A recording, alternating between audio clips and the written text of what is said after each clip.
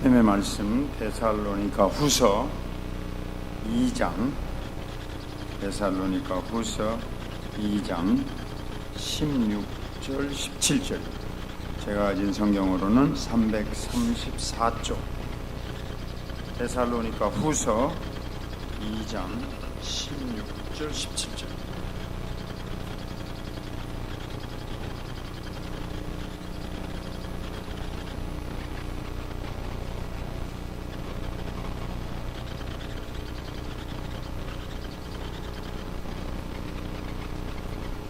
같이 함께 한 목소리로 읽으시겠습니다. 우리 주 예수 그리스도와 우리를 사랑하시고 영원한 위로와 좋은 소망을 은혜로 주신 하나님 우리 아버지께서 너희의 마음을 위로하시고 모든 선한 일과 말에 굳건하게 하시기를 원하노라. 아멘.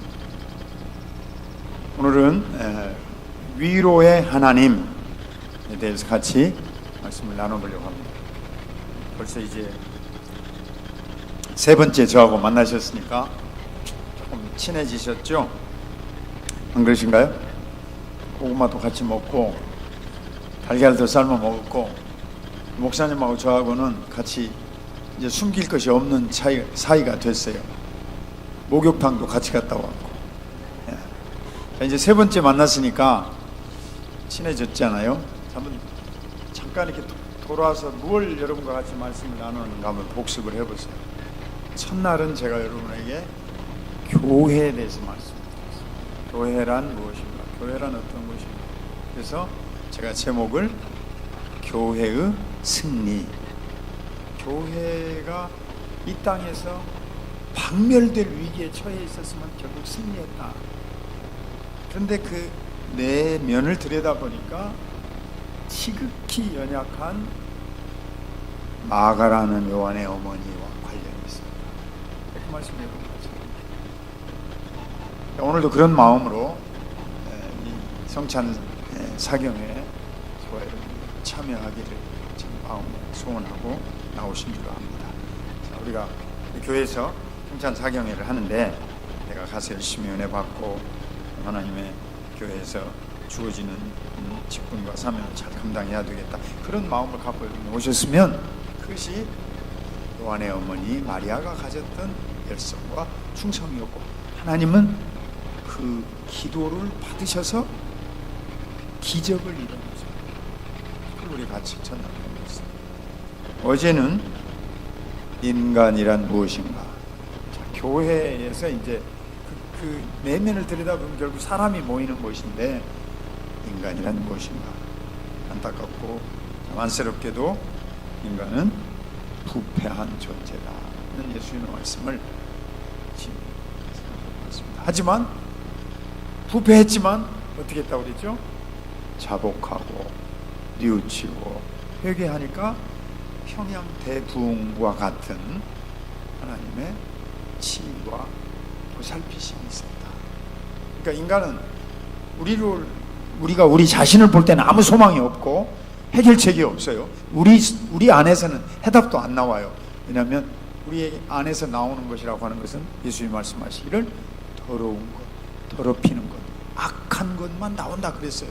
하지만 그런 우리들임에도 불구하고 하나님으로부터 우리에게 주어지는 것을 우리가 다시 돌이켜보면 이 속에 있는 것을 내놓는 즉시 용서해 주시고 사해 주시고 불쌍히 여기신다.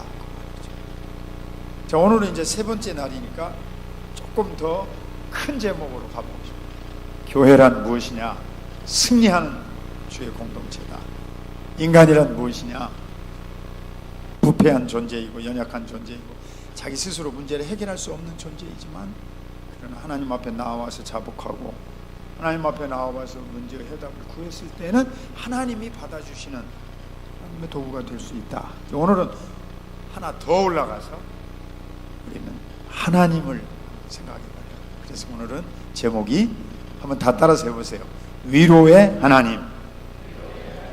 자, 하나님이란 누구시냐? 어떤 분이시냐? 위로의 하나님. 왜냐하면 오늘 본문의 말씀에서 데살로니가 성도들에게 보낸 편지 가운데 거듭 2번 반복되잖아요. 영원한 위로, 이것을 주시는 우리 아버지이시고, 그 다음에 17절에는 그 위로를 어디에다가 주시냐면 너희의 마음을 위로해 주신다, 이렇게 쓰셨어요. 그래서 오늘은 하나님은 누구이신가, 하나님에 대해서 잠시 같이 말씀을 나누려고 하는데, 위로해 주시는 아버지와 같은 분이시다. 그래서 같이 생각해 봅니다. 위로라는 그 말씀과 관계해서 위로는 아까 여기에 너희 마음에 주신다 그랬는데 왜 그렇게 연결시킬 수 있느냐면요, 잠언 18장 14절에 이렇게 쓰여 있어요. 사람의 심령은 그의 병을 능히 이기려니와 심령이 상하면 그것을 누가 일으키겠느냐. 그러니까 모든 만병이 어디서부터 나오는 거예요? 마음에서 나오는 거예요. 예? 우리의 모든 병의 첫 출발이 마음에서 나오는 거예요. 병을 제대로 치료하는 의사를 어떤 의사라고 그래요? 병을 잘 고치는 의사를 명의라고 그래요. 명의 위에 심의가 있다. 마음을 고치는 의사가 있다. 예, 여기도 의사 선생님 계시지만 이제 명의신 줄로 알아요. 근데 예수님은 의사는 의사인데 병을 고치는 정도가 아니라 마음을 통째로 고치시는 분이시다. 마음의 위로가 필요한 것을 성경에서 말씀하고 있습니다. 자, 위로를 받은 성경의 기록을 몇 군데 제가 찾아봤어요. 위로라는 단어가 직접적으로 나오는 대목이 어디 있냐. 예를 든다면 이삭이 위로를 받게 하는 대상이에요. 다 잘 아시는 대로 하나님이 아브라함을 부르셨는데 기적적으로 자식을 안 주시는 거죠. 다 아시는 대로 그렇게 나이 늙도록 자식이 없어요. 그러니까 온갖 수단을 다 했어요. 아브라함 해보고 싶은 방법대로. 하나님이 약속하신 대로 하늘의 별과 같이 바다의 모래와 같이 내 자손이 이 땅을 가득 차리라. 그런데 진짜 자식은 한 명도 없어요. 그러니까 어떻게 했어요? 하갈이라는 몸종에서 이스마엘이라는 아들을 낳아보기도 했죠. 안 되겠으니까 하나님 그것도 진짜가 아니라, 그러니까 그러면 엘리에셀, 정말 내 아들 같은 내 종을 내 후계자로 세우겠습니다. 하나님 그것도 아니다. 그럼 도대체 언제 주시려고 아니다는 말씀을 하실까? 그래서 사건이 많이 벌어졌습니다. 너무나 많은 사건이 벌어졌습니다. 자, 아브라함하고 그 아내 사라 혹은 사레하고 둘이서 하나님의 부름을 받고 가나안 땅까지 내려왔죠. 갈대아 우르에서 1600km입니다. 걸어온 길이 하란 땅을 거쳐서 내려왔습니다. 1600km. 여기서 부산이 몇 킬로예요? 500km. 네? 장로님은 몇 킬로?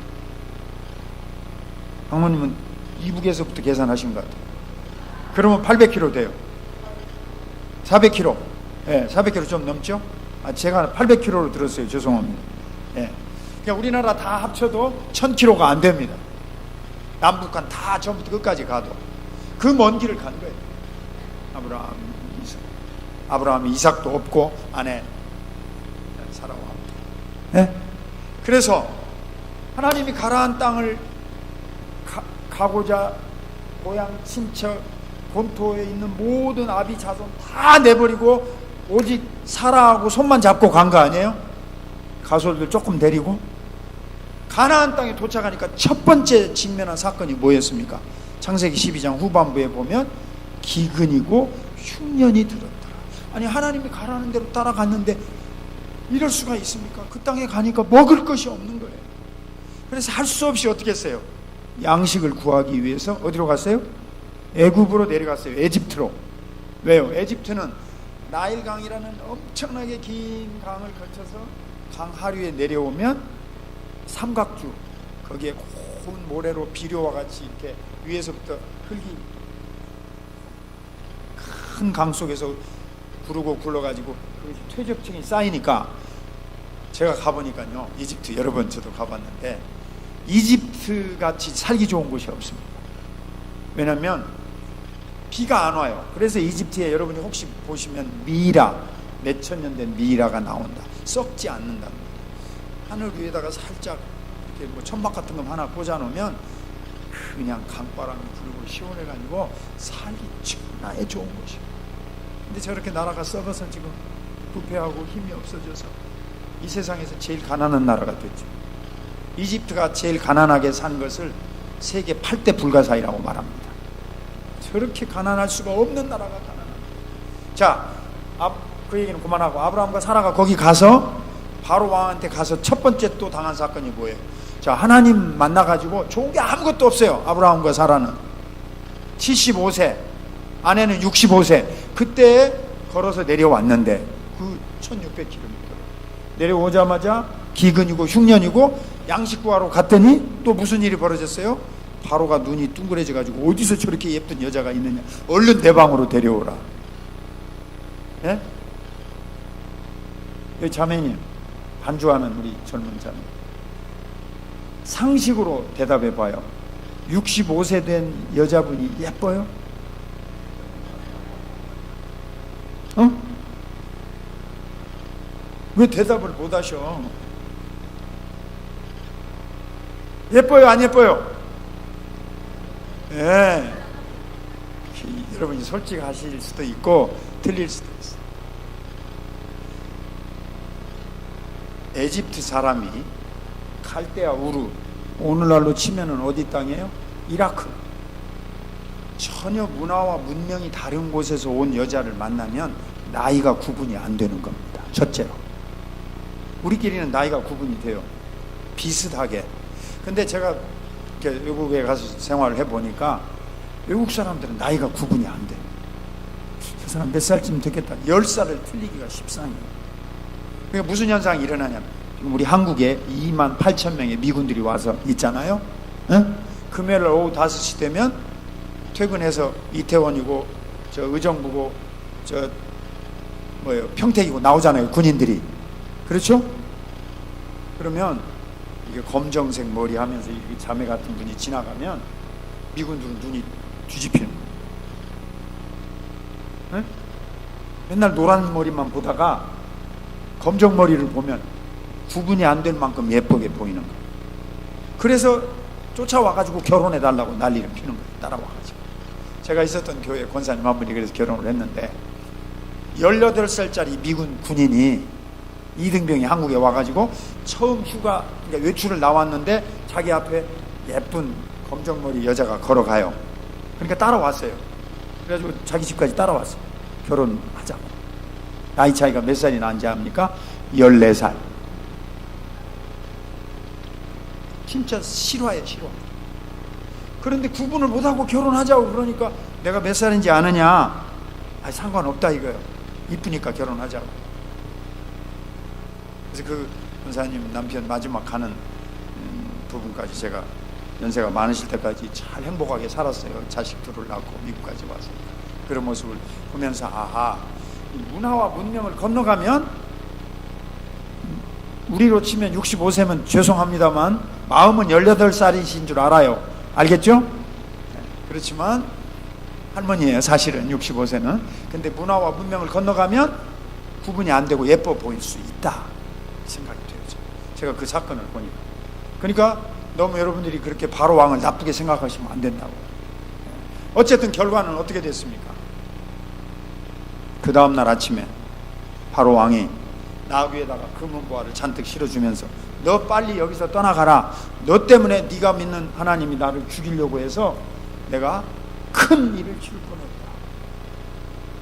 저 보세요, 여러분. 그 성경을 한 번만 그 일이 있었던 게 아니고 그 다음에 다시 가나안 땅으로 와서 아비멜렉이라는 왕이 사는 곳에 가가지고 똑같은 일이 벌어졌습니다. 거기서도 아비멜렉 왕이 눈이 뒤집힐 만큼 사라가 예뻤다. 자, 무슨 말을 제가 하려고 하냐면, 남자를 믿을 수 있어요, 없어요? 아브라함을. 아브라함이 뭐라고 대답했어요? 네, 안 해요. 이렇게 대답을 안 하고 뭐라고 그랬죠? 네, 누이. 그래요, 맞아요. 누이였어요. 옛날엔 누이였어요. 근데 지금은 아내죠. 그러면 옛날 일을 말해야 됩니까? 지금 일을 말해야 됩니까? 지금 일을 말해야 되는데 자기만 살라고 누이라고 해라. 얼른 가서 얼른 들어갔다 나와라. 절대로요 남자를 믿으시면 안 돼요. 남자는 그런 존재라고요. 자기만 살아남으려고 아내를 팔아 넘기는 존재라고. 절대 믿으시면 안 돼요 남자를. 그럼 여자를 믿을 수 있습니까? 반대로 여러분과 제가 딱 한 여자 때문에 이 고생을 하고 있는 거예요. 우리 아담 시조께서 하와 할머니 말을 안 들었어야 된다고. 그런데 그 말을 듣고 속아 넘어가는 바람에 사탄의 꾀에 넘어가서 우리가 다 에덴 동산에서 쫓겨나서 이 모양이 됐다고. 제가 목사 되는 날 저희 할머님 권사님이 지금도 안 잊어버리는데 저에게 그런 말씀. 이제 목사가 됐으니까 내가 한마디만 꼭 약속을 해야 한다. 할머니가 뭐라고 하시냐? 치마 두른 여자는 잊지 말 거야. 그게 저희 할머니의 유언 같은 말씀이었어요. 그럼 누구를 믿어야 되겠어요? 저를 따라하세요. 하나님만 신실하신 분이다. 아멘. 자, 그 사건을 통해서 처음 부름받은 인류의 믿음의 조상, 믿음의 조상이라고 하는 분이 아무런 희망과 소망이 없이 사는 삶을 극복할 수 있었어요. 근데 사실은 그 두 사건이 주는 교훈은 뭐냐면, 제가 재미있게 여러분 오늘 마지막 이제 사경회니까 재미있게 들으시라고 그런 말씀을 겸하여 드렸지만, 그 사건이 주는 교훈은 무엇이냐면, 하나님은 아브라함 편을 절대로 들으신다. 자, 바로 왕도 죽이려고 하고 아비멜렉 왕도 치려고 하셨어요. 하나님이 사실은 아브라함의 엉덩이를 걷어차셔야 돼요. 야 이놈아, 그렇게 남자가 믿음이 없고 신뢰심이 없어, 나를 믿고 내 아내다, 왜 그렇게 말을 못했느냐 하고 아브라함을 꾸짖으셔야 되는데, 하나님은 한마디도 아브라함 꾸짖지 않으시고 오히려 바로 왕에게, 오히려 아비멜렉 왕에게 야단을 치시고 아브라함을 건드리지도 못하게 했어요. 왜 그랬습니까? 아브라함이 하나님을 믿고 의지하면 하나님은 아브라함을 지키시는 분이라고 하는 것을 확신시켜 주려고 하신 사건이에요. 맞죠? 하나님이 불공평한 게 아니에요. 바로 왕 손해 난 거 아무것도 없었어요. 아비멜렉 왕 그렇다고 해서 잘못된 게 하나도 없어요. 그냥 보물만 좀, 원래 부자였으니까 아브라함에게 주게 하신 거예요. 그러나 그 두 사건의 교훈은 한 가지입니다. 뭐예요? 첫 출발할 때 하나님이 아브라함과 하와에게, 아니 사레에게 약속하셨죠. 아브라함과 사레에게 너희들이 어디로 가든지 내가 너희와 함께하리라. 그러니까 하나님은 누구 편이에요? 아브라함 편이죠. 하나님은 바로 왕 편이 아니고, 하나님은 아비멜렉 왕 편이 아니에요. 하나님을 경외하는 아브라함 편이다. 이것을 조금 어려운 말로 성경에 뭐라고 그랬냐면 언약, 약속을 지키시는 하나님이라 그렇게 써 있는 거예요. 다른 말로 표현하면 하나님은 교회의 편이셔요. 또 다른 말로 쉽게 표현하면 하나님은 하나님을 신뢰하는 여러분 편이십니다. 믿으십니까? 하나님은, 다시 반복할게요, 하나님은 어디를 가든지 아브라함 편이에요. 하나님은 아브라함이 누구를 만나든지 누구 편이에요?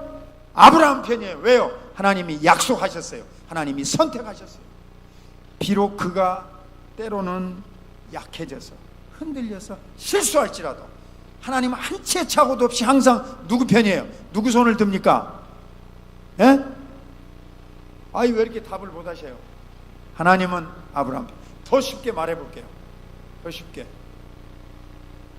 저희 어머님이 작년에 돌아가셨는데 제가 섬기는 교회에 항상 같이 이렇게 일생 동안 계셨어요. 제가 주일날 설교하고 집에 오면 저희 어머님 뭐라고 그랬냐, 매주일 저한테 이렇게 해요.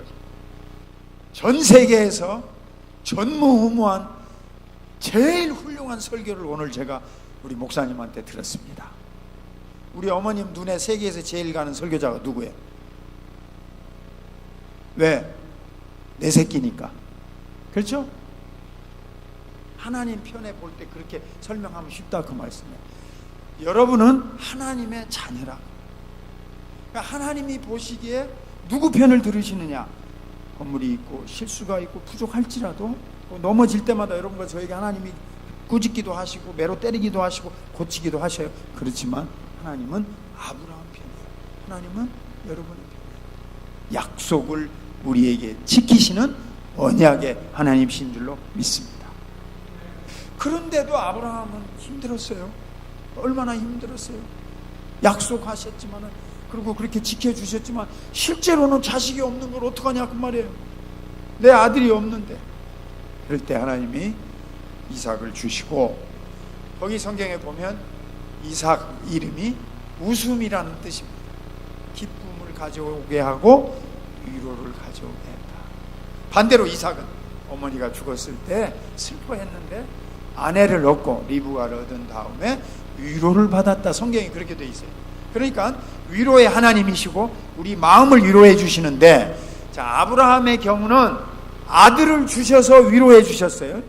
그 다음에 이 이삭의 경우는 그의 아내 리브가를 얻게 하여서 위로해 주셨다. 그렇게 되어 있어요. 무슨 말이냐면 여러분과 저의 가장 절실한 필요를 채워주시고, 그리고 하나님은 위로해 주시는 분이십니다. 우리 하나님은 여러분과 저에게 빨리 주시지 않고 간절히 기다리는 훈련의 과정을 거치기는 하시지만 궁극적으로는 여러분과 저의 앞길을 열어주시는 분이신 줄로 믿습니다. 이것이 위로의 하나님. 그 다음에 나오는 인물 가운데 한 사람이 요셉이죠. 그 후손에 야곱을 거쳐서 요셉의 생애는 정말로 위로가 무엇인지를 우리에게 가르쳐주는 드라마틱한 사건이 두 번이나 나오죠. 자, 한 번은 그 자업자득이에요. 자기가 잘못한 죄로 결국 자기 덫에 자기가 빠졌어요. 요셉은 야곱의 11번째 아들이죠. 자, 요셉이 형들한테 대해서 어떻게 했습니까? 아버지가 심부름을 시키고 형들이 있는 데 가서 어쩌는지 형편 알아보고 돌아오라 그러면 요셉은 아버지한테 뭐라고 말했죠? 형들이 가서 들에 가서 양이나 목축을 돌보면서 하는 못된 소식만 갖다가 일러 바쳤어요. 그렇게 돼 있어요, 성경에. 그래서 아버지는 누구만 사랑하게 된 겁니까? 요셉만 사랑하게 된 거예요. 이놈은 어떻게든지 내 말을 잘 듣는데 저 나가 있는 자식놈들은 말을 안 듣는다. 그래, 어렸을 때부터 채색 옷을 입혀주고, 특별히 자기가 사랑하는 라헬이 낳은 아들이어서 그러기도 했지만, 이 요셉이 하는 행동이 보니까 형제들로부터 미움을 받게 됐어요. 아버지한테 가서 우리들 얘기를 좀 잘해주면 저도 좋고 우리도 좋을 텐데 저만 이쁨 받고 우리 얘기는 나쁘게 한다. 그래서 그 일로 말미암아 형제들의 질투와 미움의 대상이 돼가지고, 자, 약대 상인들에게 팔려서 아라비아 상인들에게 거쳐서 이제 그도 이집트로 가게 됐죠. 그래서 그의 인생은 험악하게 됐어요. 거기서 잘해서 정말 주인에게 충성을 다하는 그런 사원의 노릇을 해서 가정 총무의 자리에까지 올랐잖아요. 그것도 참 요셉이라는 이 소년기에 나오는 사람의 이야기를 통해서 여러분과 제가 교훈을 받을 게 많아요. 낯설고 물서른 남의 땅에 부모님도 없고 친척도 없고 아무도 없고 언어가 틀린 곳으로 간 거예요. 이제 문자도 틀린 곳으로.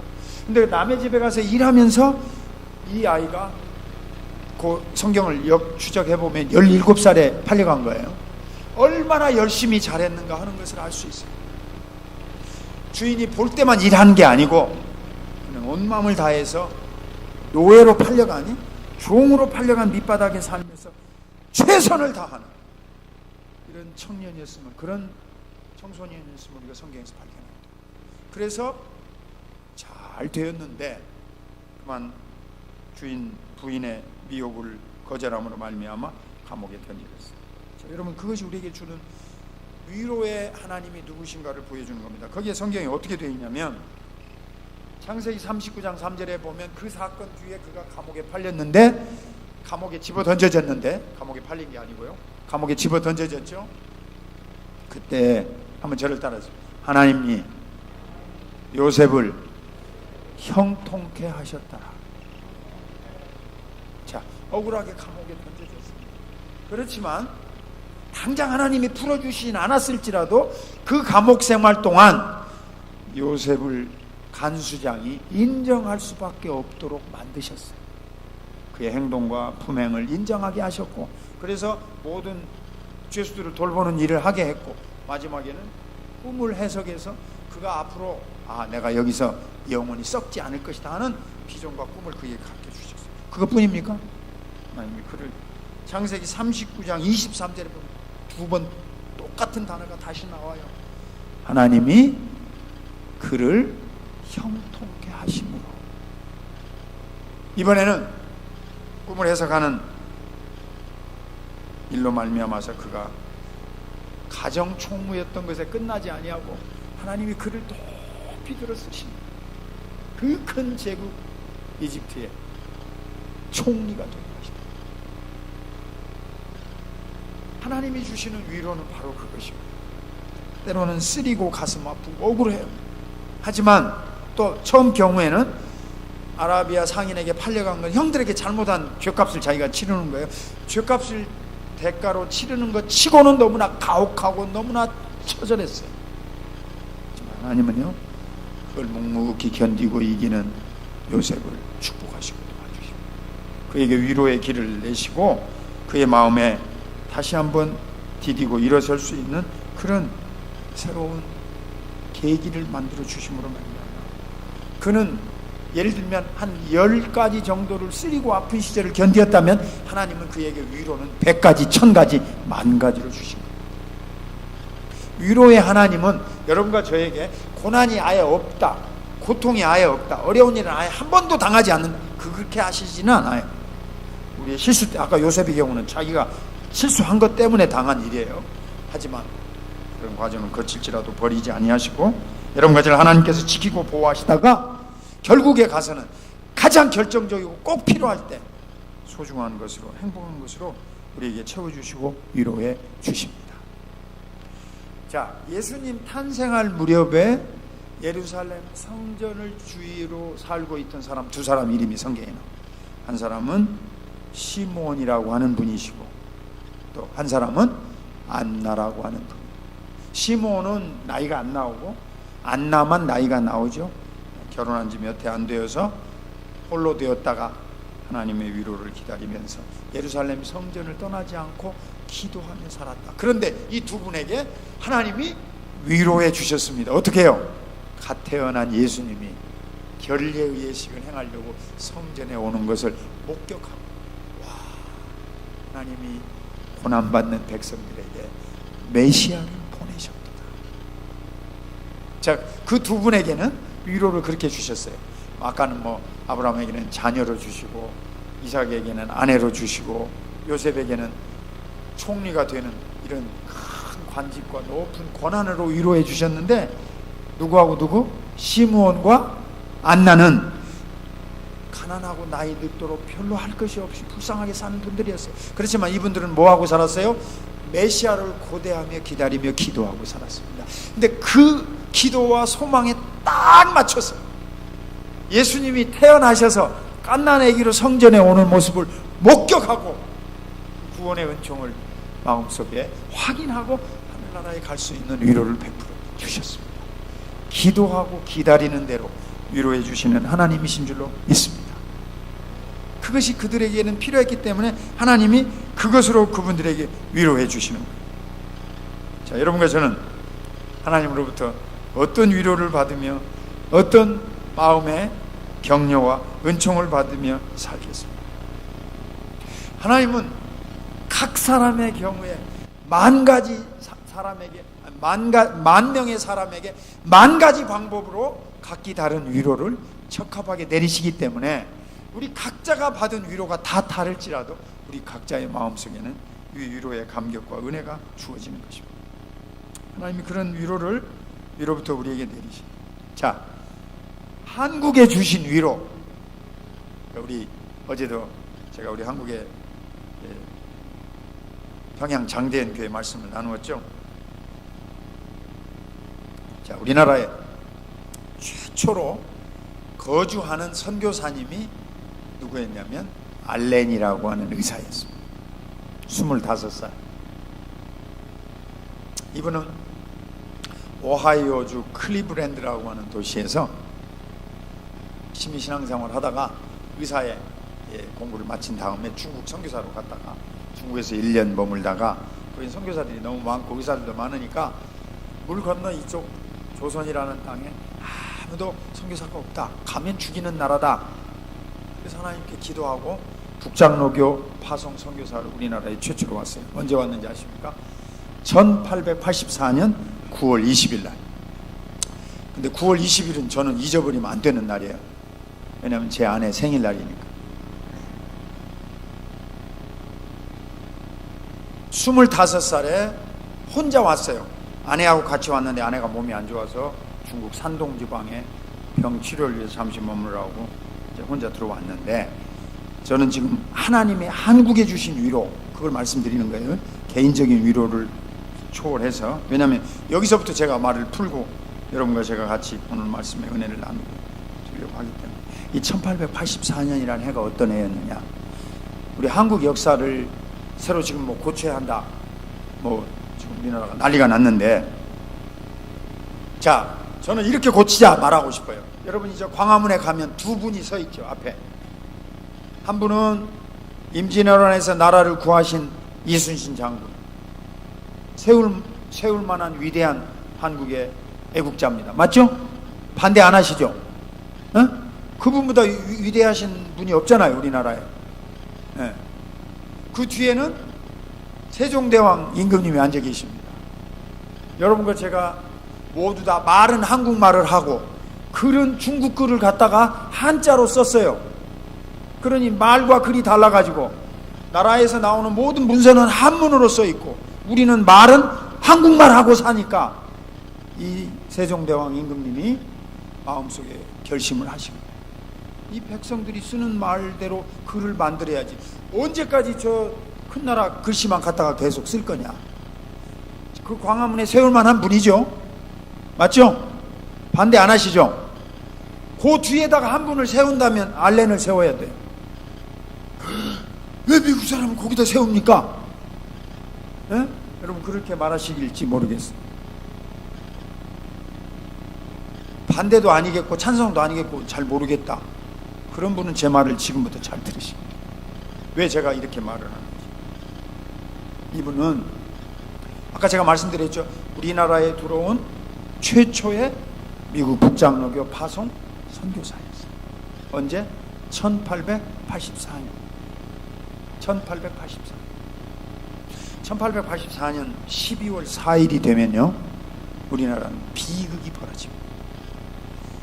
이 나라가 정말 1880년대는 이 조선의 마지막에 나라가 뒤집어지고 엎어지고 하는 엄청난 소용돌이가 수도 없이 동학혁명이 일어나고, 또 우리 고종황제의 아버님 되시는 이하응 대원군 아버님께서 또 나라를 또 뒤집으려고 하고, 이게 뭐 갑오년 갑신 정변 이 사건이 벌어지는데, 역사를 잘 고 1884년 선교사가 오신 그 해를 제가 찾아보니까 이 나라는 한마디로 말하면 암흑천지입니다.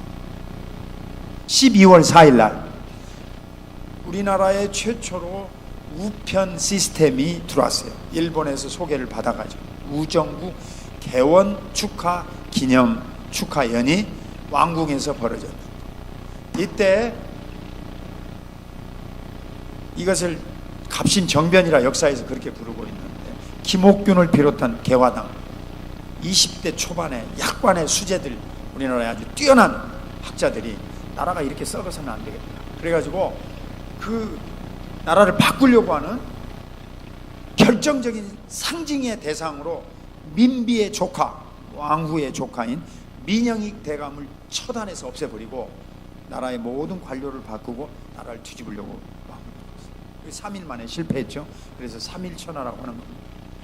제가 역사를 괜히 오늘 강의하려고 하는 게 아니라 왜 하나님께서 그 해에 최초의 선교사님을 보냈는가를 여러분과 같이 나누려고 지금 이 말씀을 드립니다. 자, 그래서 그게 피바다였어요. 피바다. 600명이 죽었습니다. 이 난에 관련된 사람들 8족을 멸하라는 명령이 내려졌어요. 그런데 기적이 벌어집니다. 그 알렌 선교사님이 와가지고 별로 하는 일 없이 지금 이제 여기서 어떻게 복음을 전해야 할까 하고 기회를 보고 있었는데, 아까 말한 대로 이 갑신정변의 결정적인 표적물이 됐던 민영익 대감이 쓰러졌다. 여기 목 뒤로부터 칼로 난자를 했는데요, 제가 잘 역사를 찾아보니까요, 칼로 14군데를 찔렀습니다. 그래서 온 몸이 피가 다 쏟아지고 시체가 되시게 느그러졌어요. 근데 멜렌드로프라고 하는 분이 와 계셨는데, 러시아 공사관의 참모, 이 사람은 독일 사람이에요. 이 사람이 이걸 끌어다가 외국인들을 치료해주고 있는 알렌 의사에게 수술을 시켰어요. 외과 수술을. 아시겠죠? 외과 의사 선생님. 외과는 꿰매는 거 아니에요. 그래서 이것을 꿰매 가지고 석 달 만에 이 민영이 대감이 회복이 되어져서, 비록 지팡이는 짚었지만 살아나게 됩니다. 죽은 사람이 석 달 만에 살아나게 됩니다. 그래서 고종 황제하고 민비 왕후가 너무나 감격을 한 나머지, 자, 다 소용없다. 지금부터는 이 알렌 선교사가 가르치는 서양 의술을 배우고 알렌 선교사가 원하는 대로 다 도와주라. 그래서 서울역 앞에 가시면, 여러분 서울역 앞에 가서 저 남대문 쪽을 향해서 이렇게 딱 보시면 세브란스 병원 크게 서 있죠. 별로 여러분 안 가시나? 네. 그 자리가 이 3일 전하 갑신정변을 주도한 김옥균, 서재필, 그 다음에 홍영식, 영의정 아들이었어요. 홍영식. 그 홍영식 대감의 집입니다. 기와집. 그 집은 연세대학교 병원 그게 있는 자리가 큰 기와집 한 채 있었는데, 홍영식은 잡혀서 등지 처참을 당해서 반역자로 죽었고, 그 집이 비어 있으니까 알렌 선교사한테 줘가지고 남문 밖에다가 광해원, 나중에는 제중원 병원을 거기다 세우고, 그 골목 하나 딱 건너가시면 여러분이 남대문 교회라는 교회를 보게 돼요. 그게 바로 알렌 선교사님이 시작한 교회. 131년 전. 그리고 고종왕이 허락을 하는 겁니다. 당신들이 이제 여기서 예배 드려도 좋고 기독교를 전파해도 좋다. 그 다음 해가 됐어요. 1885년 4월 5일 날 부활절 아침에 그 허락을 들은 일본에서 기다리고 있었던 언더우드하고 아펜셀러 선교사님 한국에 들어오게 됩니다. 예. 그러니까 알렌이 세웠던 그 병원은 훗날 이제 세브란스라는 분이 연세대학에다 이제 큰 돈을 희사를 하셔서 그게 더 확장이 돼가지고 그 알렌 선교사님이 세운 그 의료원의 전통을 이어서 지금 연세대학교 의과대학 세브란스 병원이 세웠죠. 연세대학 자체는 언더우드 선교사님이 세웠지만 의료원은 의과대학원은 알렌 선교사님이 와서 먼저 시작. 아무도 이 나라를 도와줄 사람이 없어. 청나라로 갈까? 아니면 명나라 후손인 중국으로 갈까? 아니면 일본으로 갈까? 러시아로 갈까? 우리나라가 미국으로 갈까? 프랑스로 갈까? 누구 도움도 받을 수 없는 때예요. 하나님이 암담한 이 땅에 선교사님, 의사를 보내가지고 그분의 의료로 말미암아 입증하게 하시고, 그리고 선교의 문을 여셔서 이 땅에 예수 그리스도를 믿는 복음의 문이 활짝 펼치게 된 것입니다. 어떤 사람은 이런 얘기를 해요. 선교사님들이 이 나라에 와서 별로 좋은 일을 한 게 없다고. 알렌 선교사님도 나중에는 이제 공사관 직원이었고 공사가 되셨어요. 그래서 선교 일을 했다기보다는 미국의 정부의 일을 많이 했어요. 그래서 뭐 금광 채굴권도 가져가고 뭐 기차 가설권도 가져가고, 그래서 미국의 국익을 위해서 살았다고 그렇게 비난도 받고 있습니다만은, 그가 목숨 걸고 이 땅에 건너오지 않았다면 복음의 문은 열리지 않았다. 그런 뜻에서 여러분과 제가 오늘 여기까지 오게 된 축복의 한 밑바닥을 형성하는 토대는 알렌이 오셔서 그의 수고로 세워진 게 사실이에요. 자, 제가 한번 묻고 싶습니다. 여러분, 대한민국이 이렇게 전 세계 경제 10대 제국의 한 나라로 우뚝 서게 됐고, 우리 지도자가 유엔 사무총장이 되었고, 전 세계에 나가서 모든 문화 스포츠가 이렇게 각광을 받고 있어요. K-팝도 각광을 받고 있고, 하여튼 한국의 모든 드라마와 이런 것들이 영향력을 미치고 다른 사람들에게 인기가 있어요. 어떻게 돼요? 어떻게 해서 이렇게 잘 살게 됐습니까? 무엇이 우리나라의 기초였어요? 누가 이것을 닦아놨습니까? 물론 산업화 세대가 있었고 민주화 세대가 있었어요. 우리 앞 세대와 함께 더불어서 30년, 40년 그 지도자들을 기른 학교가 누구였어요? 누가 세운 학교였어요? 누가 이 나라에 와서 목숨을 내놓고 죽어가면서 이 일을 했습니까? 한국에 들어온 선교사님이 모두 1,000 1760명입니다. 그 중에서 400명이 여기서 죽었어요. 양화진에 가면 110명이 묻혀져 있습니다. 합정동에. 제가 우리 신학대학원 학생들 1학년 입학하면 첫 시간에 데리고 가요. 이 사람들이 오셔서 여기서 복음 전하지 않았더라면 이 나라는 암흑천지 속에서 공자왈 맹자왈만 하고 있고 500년 했는데 나라는 다 쓰러지게 됐어요. 공자왈 맹자왈 하다가. 불교는 신라시대부터 들어왔습니다. 무엇을 이루었습니까? 찬란하고 유구한 역사라고 자랑을 하지만 조금 일찍 들어왔을 따름이지 그것도 다 외국에서 온 거예요. 예수 그리스도께서 우리를 살리시려고 그의 복음을 들고 그의 약속을 확신하는 복음의 전사들을 이 땅에 보내신 것이 1884년이고 그들의 수고와 헌신과 순교적 희생을 여기다가 쏟아 바쳤어요. 그들의 노력 속에서 여자들이 공부하게 됐습니다. 대단히 죄송하지만 여자분들은 제사자리도 못 들어가는 여러분들 아니에요? 이름도 없어요, 여러분들은. 그렇죠? 누가 가르치기 시작했어요? 여자분들을. 첩 얻지 말아라. 예? 축첩제도, 기생 다 선교사님들이 깨우쳐 주어서 그것이 아닌 줄 알게 됐어요. 대단히 죄송하지만 저희 할아버지는요 첩을 두 명이나 두셔가지고 멋쟁이 낭만파 논객이셨어요. 풍류객이셨어요. 그것이 우리의 멋인 줄 알고 살았어요.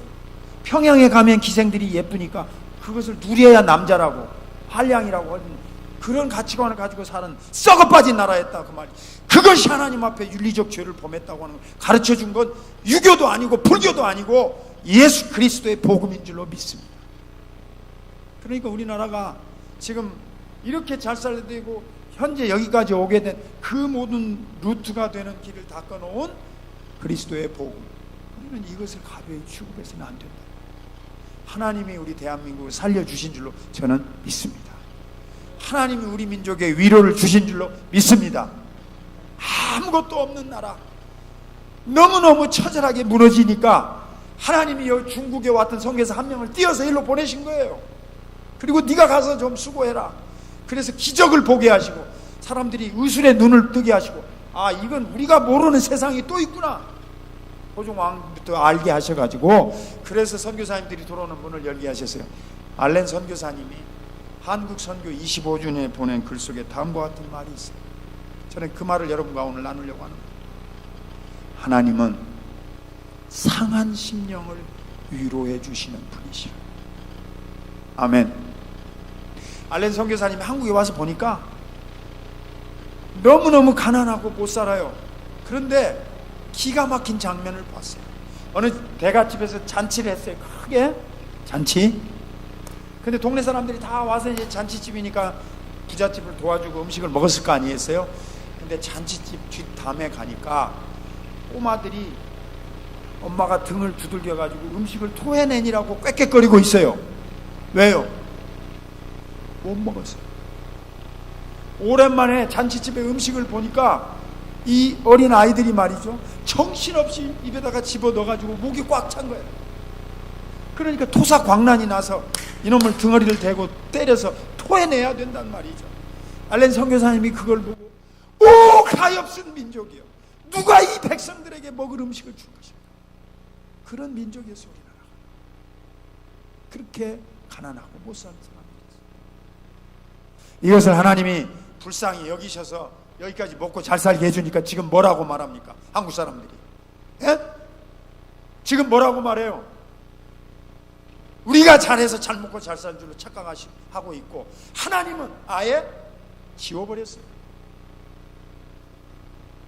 그 하나님이 마음에 있지도 않고 하나님으로 하여금 감사하지도 않을 뿐만 아니라 로마서 1장 18절로 25절, 하나님을 하나님으로 감사하지도 아니하고 하나님께 영광 돌리도 아니하고 썩어질 금수와 버러지 형상으로 바꾸어서 하나님보다도 우상을 더 섬기는 자들이 되었죠. 하나님은 그럼에도 불구하고 이 민족을 버리지 아니하시고 하나님 지금까지 위로해 주시고 시시때때로 우리를 채워주시고 돌보아 주셨어요. 이렇게 북한과 같이 긴장된 상황 속에 살고 있음에도 불구하고 여러분, 제가 이렇게 오늘까지 건강하게 살 수 있잖아요. 하나님은 위로의 하나님이신데 다른 곳에서 찾을 필요 없어요. 여러분과 제가 우리 당대 이 대한민국 땅에서 지금 체험하고 있습니다. 그래서 저는 내가 박근혜 대통령에게 하고 싶은 말이 있는데 제 전화번호를 모르는지 아직 저한테 전화를 안 하시고, 네? 다른 길이 없어요. 딱 한 길밖에 없어요.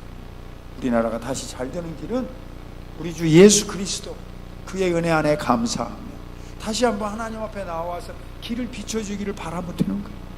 하나님께 감사하고 하나님께 영광 돌리고 우리에게 지혜 주셔서 우리가 나아갈 길이 무엇인지를 구하면 되는데, 인생들은 자기 영광을 드러내고 자기를 나타내고 싶어서 하나님께 구하지 않는다. 자, 여러분 오늘 이 성찬 사경을 하면서 어떠십니까? 우리 개인적으로 아픈 일이 있고 고통이 있고 어려움이 다 있으시죠? 우리에게는 위로가 필요한 것을 하나님은 알고 계십니다.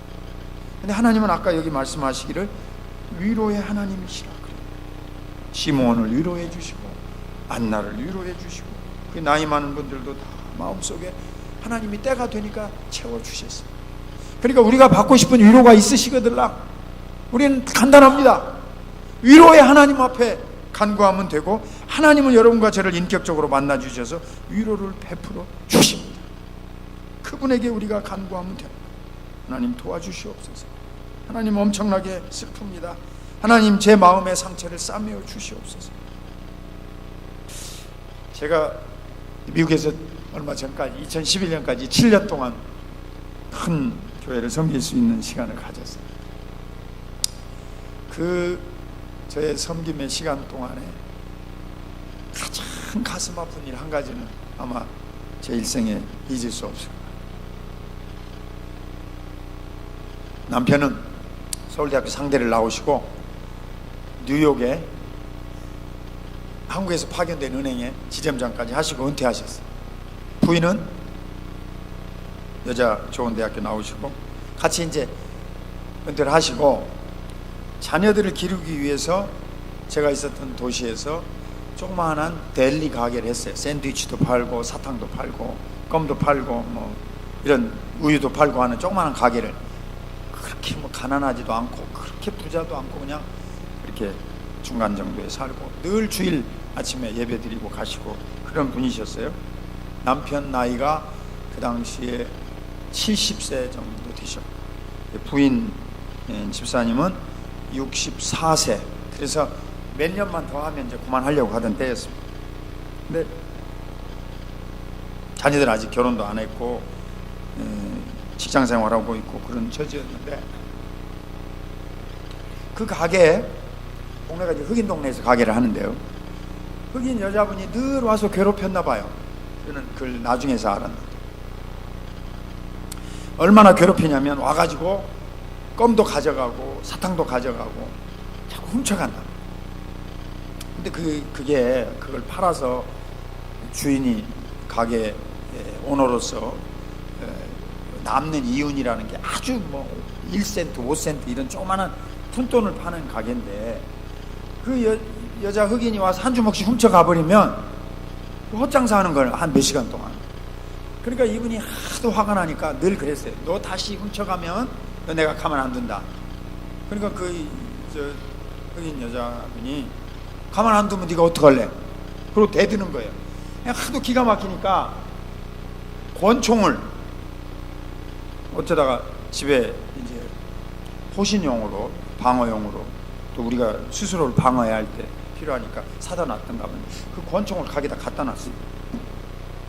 근데 어느 날 와가지고 또 약을 올리면서 자꾸 껌도 훔쳐가고 우유도 훔쳐가고 보는 데서 훔쳐가는 거예요. 네? 뻔뻔하게. 그러니까 이 여자 집사님이 권총을 서랍에서 꺼내가지고 딱 줘놓았어요. 너 빨리 내려와. 안 내리면 내가 쏠 거야. 그러니까 이 흑인 여자가 정말 너 나 쏠 거냐?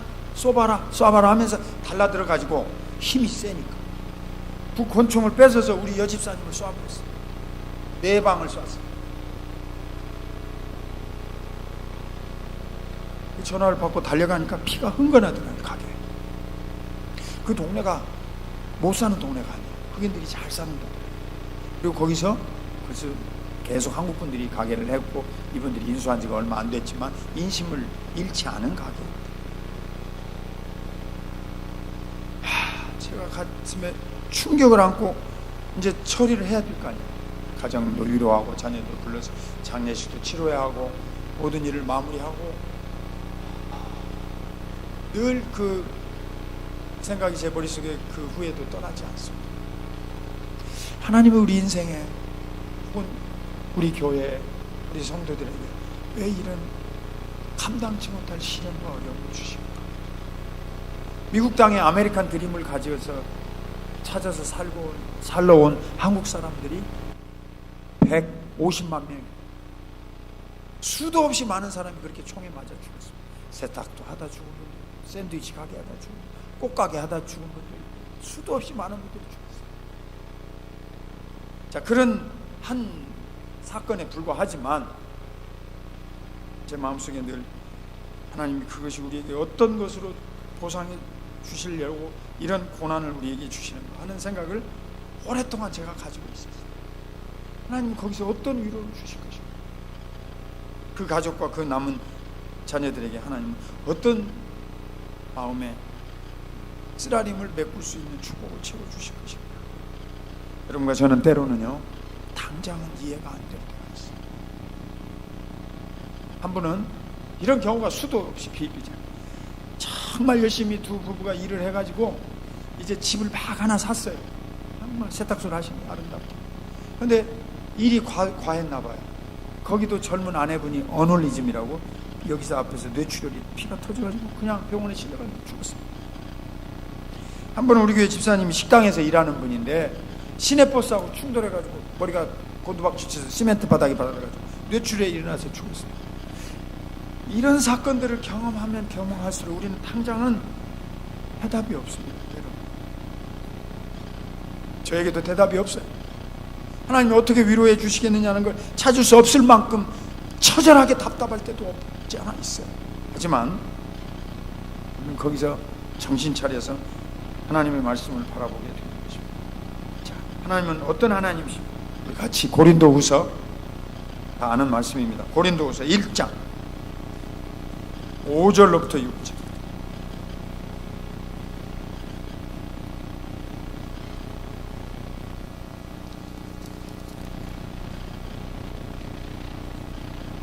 고린도후서 1장 5절로부터 6절 말씀.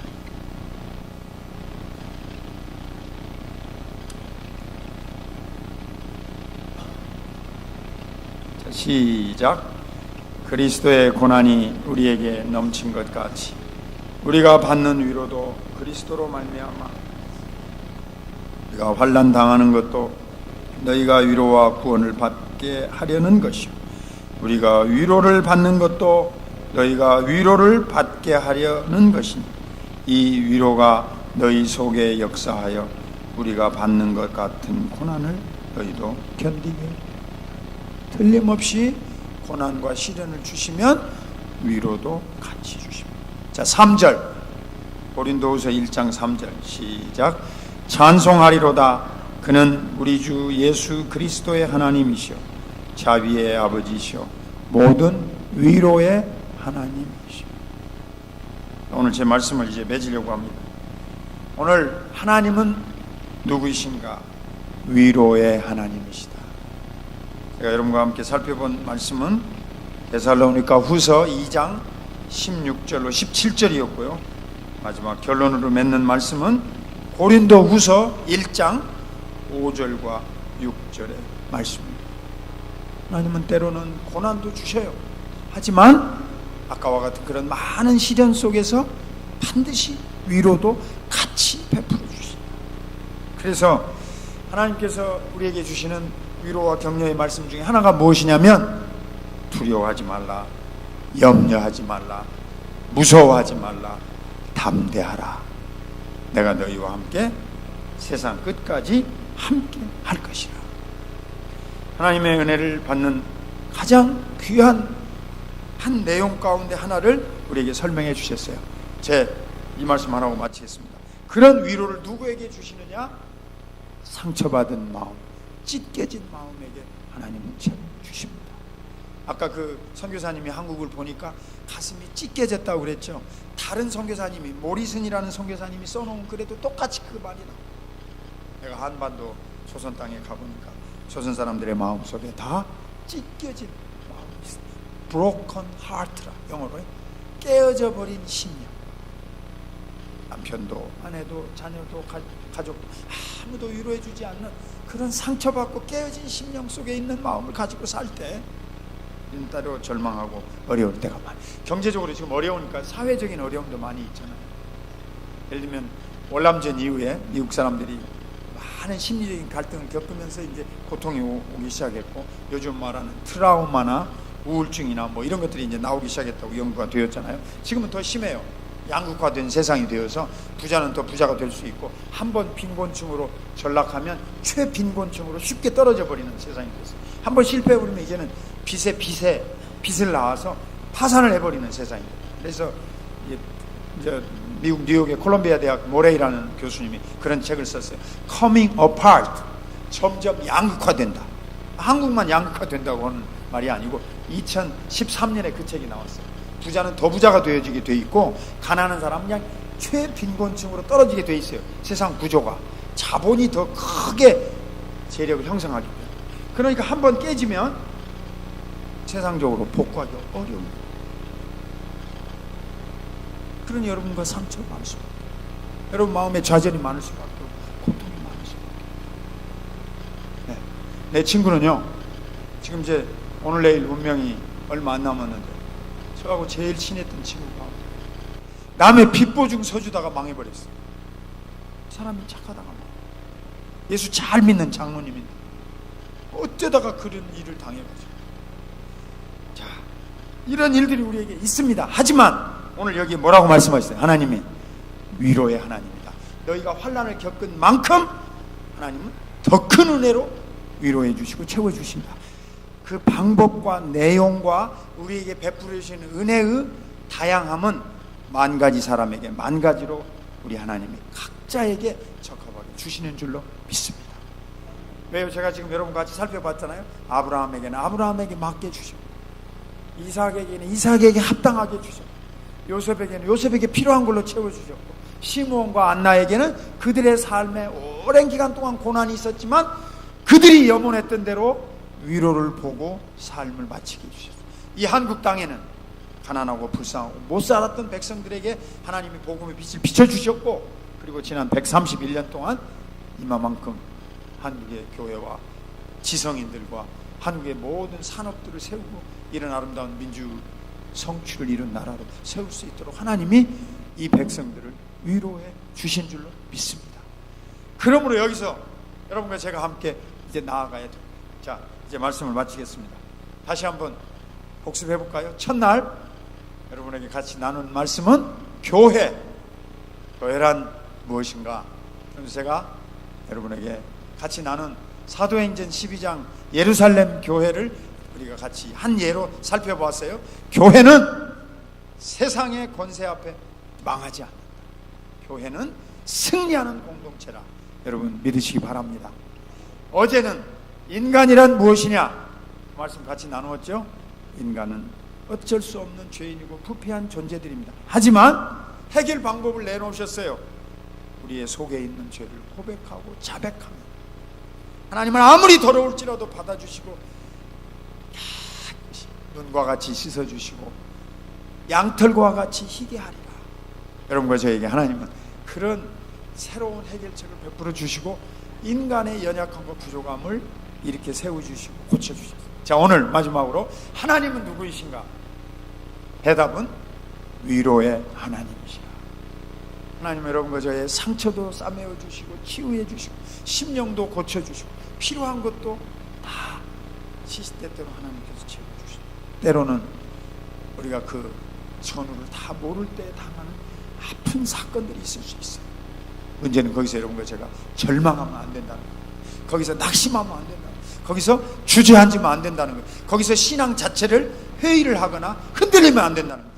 견고한 반석 위에 서 있는 것과 같은 믿음으로 나는 이 어려움을 이기고 참고 돌파할 것이다. 틀림없이 내가 내 당대에 내 살아있을 때 살아있는 하나님의 응답을 내가 체험하게 될 것이다. 하나님은 이 시간에도 여러분과 저를 살피시는 줄로 믿습니다. 삼성교회를 보시는 하나님, 이 자리에도 임재하시는 줄로 믿습니다. 우리는 그 살아있는 터치가 상한 심령 속에 오시는 것을 확신합니다.